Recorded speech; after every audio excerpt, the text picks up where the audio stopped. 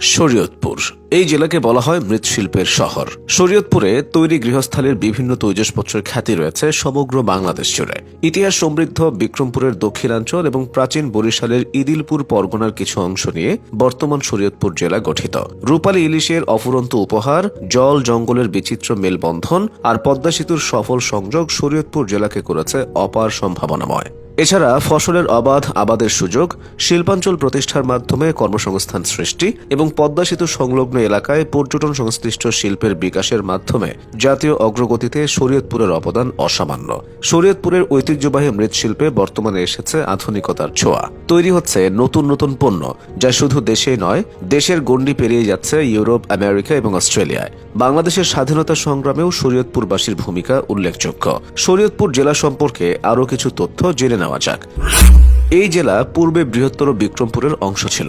1869 সালে প্রশাসনের সুবিধার্থে শরীয়তপুরকে তৎকালীন বাকেরগঞ্জ জেলার সাথে যুক্ত করা হয়, কিন্তু এ অঞ্চলের জনগণের আন্দোলনের মুখে 1873 সালেই অঞ্চলটিকে মাদারীপুর মহকুমার অন্তর্ভুক্ত করে ফরিদপুর জেলার সাথে যুক্ত করা হয়। ভারত ভাগের আগে কংগ্রেস এবং মুসলিম লীগের কর্মীরা এই জেলায় বেশ সক্রিয় ছিল।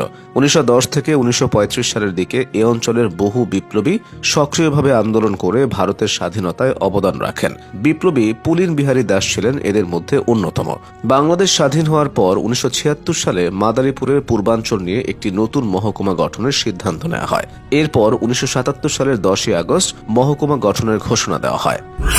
পরবর্তীতে রাষ্ট্রপতি হুসেইন মোহাম্মদ এরশাদ সরকারের প্রশাসনিক পুনর্বিন্যাসের ফলে 1984 সালে শরীয়তপুর মহকুমাকে জেলায় রূপান্তর করা হয়। বিশিষ্ট সমাজ সংস্কারক এবং ব্রিটিশ বিরোধী আন্দোলনের নেতা হাজী শরীয়তুল্লাহর জন্ম শরীয়তপুরে। তার নামানুসারে এই জেলার নামকরণ করা হয়েছে। মোট 6টি উপজেলা, 6টি পৌরসভা এবং 7টি থানার সমন্বয়ে গঠিত শরীয়তপুরের আয়তন 1181 বর্গ কিলোমিটার। ঢাকা বিভাগের অন্তর্ভুক্ত এই জেলার উত্তরে মুন্সিগঞ্জ, দক্ষিণে বরিশাল, পূর্বে চাঁদপুর, পশ্চিমে মাদারীপুর জেলার অবস্থান। বাংলাদেশের প্রধান দুই নদী পদ্মা এবং মেঘনা শরীয়তপুরকে পরিবেষ্টিত করেছে।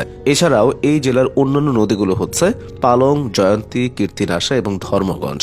নদীর পাশাপাশি জেলায় আরিয়াল বিল, ভোলা বিল এবং হরিহর বিল সহ বেশ কয়েকটি খালও রয়েছে। শরীয়তপুর জেলায় প্রাচীন অনেক স্থাপত্য এবং পুরাকীর্তি ইতিহাসের সাক্ষী হয়ে আজও দাঁড়িয়ে আছে।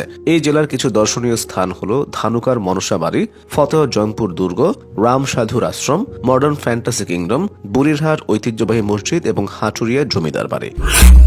শরীয়তপুর জেলার অর্থনীতি কৃষি নির্ভর। জেলার 65% মানুষই কৃষিজীবী। নদীমাতৃক এই জেলায় বর্ষার পানি শুকিয়ে গেলে জেগে ওঠে কর্দমাক্ত মাঠ। পলি বিধৌত দোআঁশ মাটির ভূখণ্ডগুলো তখন খণ্ড খণ্ড ভূমিতে সোনার ফসলে ভরে ওঠে। আলু চাষ, ধান চাষ, গম চাষ সহ শত শত ফসলের সমাহারে সবুজ ও সোনালী বর্ণ ধারণ করে গোটা শরীয়তপুর। অতীতে শরীয়তপুরের বিভিন্ন অঞ্চলের সাথে দেশের রাজধানী এবং অন্যান্য জেলায় যাতায়াতের প্রধান মাধ্যম ছিল নৌপথ। তবে পদ্মা সেতু আনুষ্ঠানিকভাবে চালু হওয়ার পর থেকে এই চিত্র বদলে গেছে। যোগাযোগ ব্যবস্থা উন্নত হওয়ায় বাণিজ্যিক সম্প্রসারণ হচ্ছে দ্রুতই। যোগাযোগের মতো এই জেলায় শিক্ষার আধুনিকায়ন হচ্ছে। একসময় শরীয়তপুরে সাক্ষরতার হার 30% ছিল, যেটি বর্তমানে প্রায় 70% উপনীত হয়েছে। একদিকে আদর্শ গ্রামীণ বাংলা, অন্যদিকে আধুনিক শহুরে অবকাঠামো। শরীয়তপুর জেলা সবকিছুই ধারণ করে আছে।